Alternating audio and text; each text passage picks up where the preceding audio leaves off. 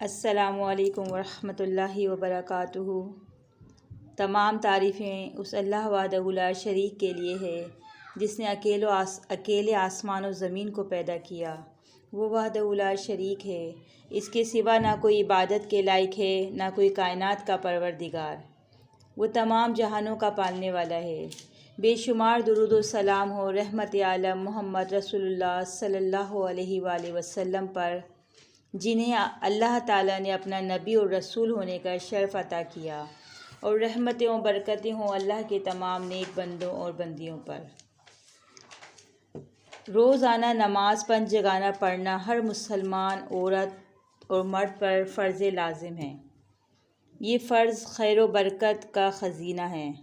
نماز آخرت ہی کی کامیابی کی ضامن نہیں، یہ اس دنیا میں بھی معذب زندگی کا ایک ایسا عظیم الشان سلیقہ سکھاتی ہے جس کی مثال دنیا کے کسی اور نظام میں نہیں ملتی۔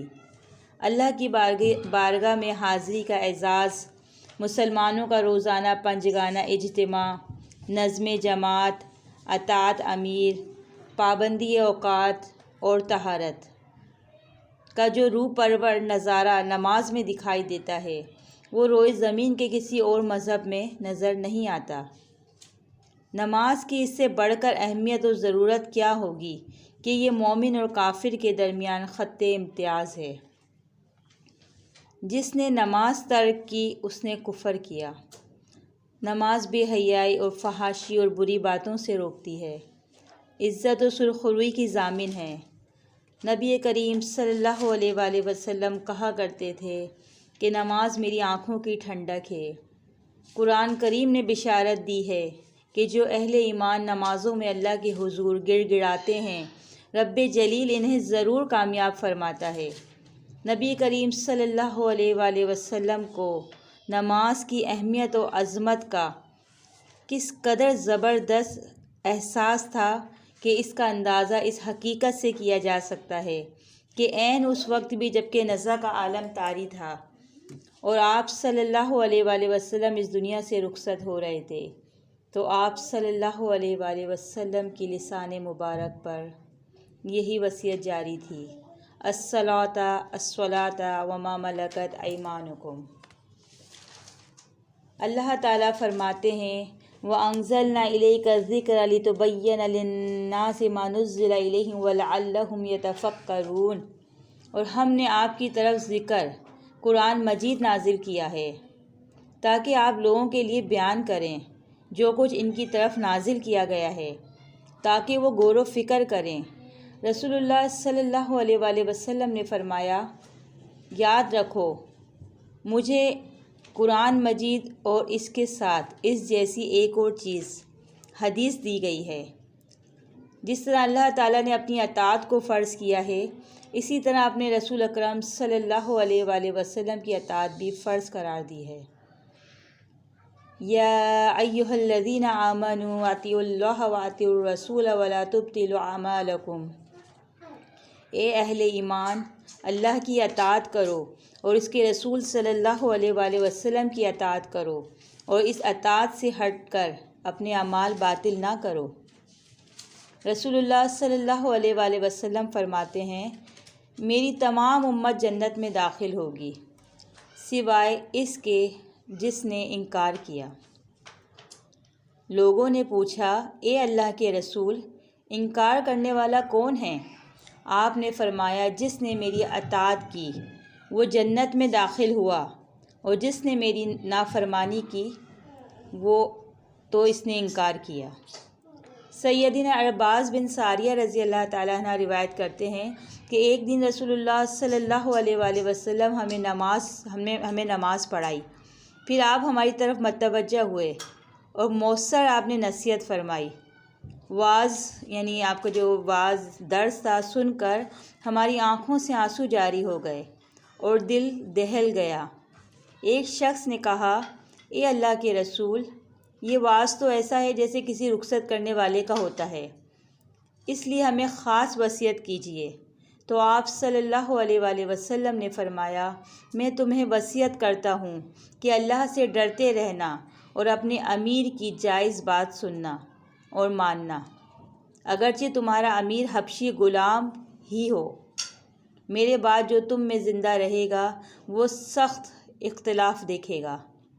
اس وقت تم میری سنت اور ہدایت یافتہ خلفائے راشدین کا طریقہ لازم پکڑنا، اسے داڑھوں سے مضبوط پکڑے رہنا اور دین کے اندر نئے نئے کاموں اور طور طریقوں سے بچنا، کیونکہ دین میں ہر نیا کام بدعت ہے اور ہر بدعت گمراہی ہے۔ رسول اللہ صلی اللہ علیہ وآلہ وسلم نے فرمایا، اپنی صفوں کو برابر کرو۔ بلا شبہ صفوں کا برابر کرنا نماز کے قائم کرنے میں سے ہے۔ قرآن حکیم میں وَأَقِیمُوا الصَّلَاةَ اور نماز قائم کرو، یعنی ارکان اور سنن کی تعدیل، اہتمام اور رعایت سے نماز پڑھو۔ رسول اللہ صلی اللہ علیہ وآلہ وسلم کا فرمان ہے کہ صفوں کو سیدھا کرنا بھی نماز کے قائم کرنے میں داخل ہے۔ اس سے معلوم ہوا کہ صفوں کا ٹیڑھا ہونا نقصان کا موجب ہے۔ رسول اللہ صلی اللہ علیہ وآلہ وسلم نے فرمایا، صفوں کو سیدھا کرو، کیونکہ صف کو سیدھا کرنا نماز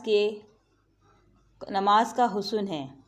سیدنا نعمان بن بشیر رضی اللہ تعالیٰ عنہ روایت کرتے ہیں کہ رسول اللہ صلی اللہ علیہ وآلہ وسلم ہماری صفوں کو ایسے برابر کرتے گویا ان کے ساتھ تیروں کو برابر کرتے ہیں، جیسے تیروں کو، یہاں تک کہ ہم نے نبی کریم صلی اللہ علیہ وآلہ وسلم سے صفوں کا سیدھا کرنا سمجھ لیا۔ ایک دن آپ جماعت کے لیے کھڑے ہوئے اور تکبیر کہنے کو تھے کہ ایک شخص کو دیکھا کہ اس کا سینہ صف سے باہر نکلا ہوا ہے، تو فرمایا، اپنی صفوں کو برابر اور سیدھا کرو، ورنہ اللہ تعالیٰ تم میں اختلاف ڈال دے گا۔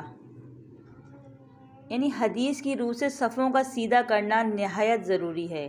اقامت ہو جانے کے بعد جب صفیں سیدھی، درست اور برابر ہو جائیں تو پھر امام کو تکبیر اولیٰ کہنا چاہیے۔ خبردار، یعنی صفیں ٹیڑھی نہ ہو کہ صفوں کا ٹیڑھا پن باہمی پھوٹ، دلوں کے اختلاف اور باطنی کدورت کا موجب ہے۔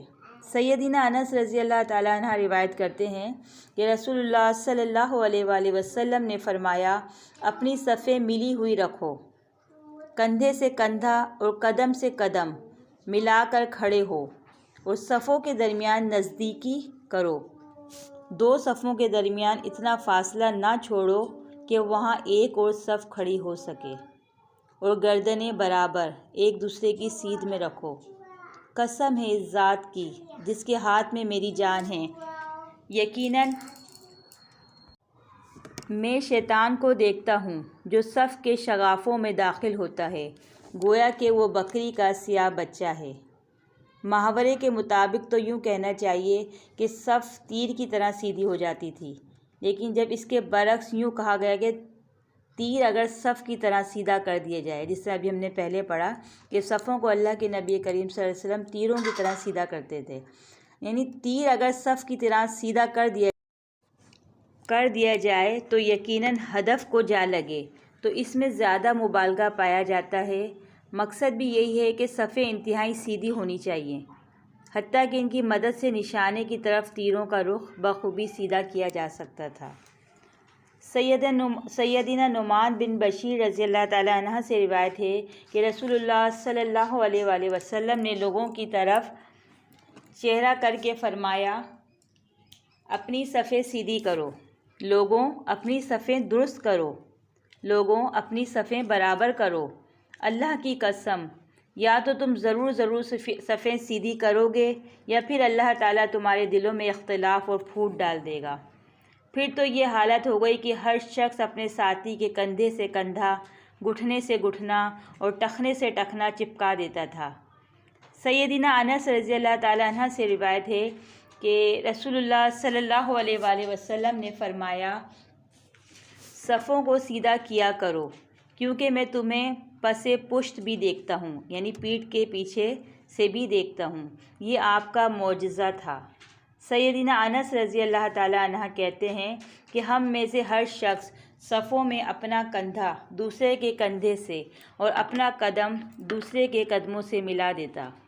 سیدنا برا بن عازم رضی اللہ تعالیٰ عنہ سے روایت ہے کہ رسول اللہ صلی اللہ علیہ وآلہ وسلم صف کے اندر داخل ہو کر ایک جانب سے دوسری جانب تک چلتے، ہمارے سینوں اور کندھوں کو برابر کرتے اور فرماتے تھے کہ آگے پیچھے مت ہونا ورنہ تمہارے دل بھی مختلف ہو جائیں گے، اور فرماتے تھے تحقیق اللہ تعالیٰ پہلی صف والوں پر اپنی رحمت بھیجتا ہے اور فرشتے ان کے لیے رحمت کی دعا کرتے ہیں۔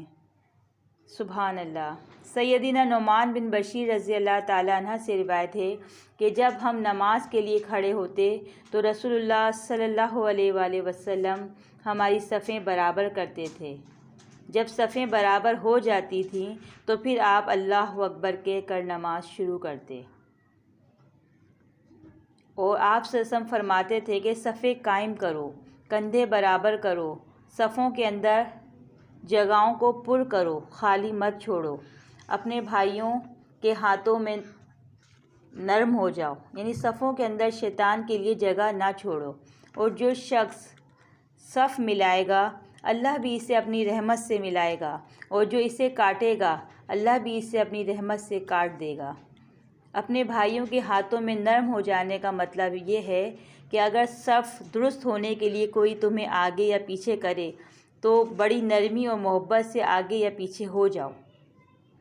اگر صف سے کوئی نکل کر چلا جائے تو اس کی جگہ لے کر صف ملاؤ، اللہ تم پر رحمت کرے گا۔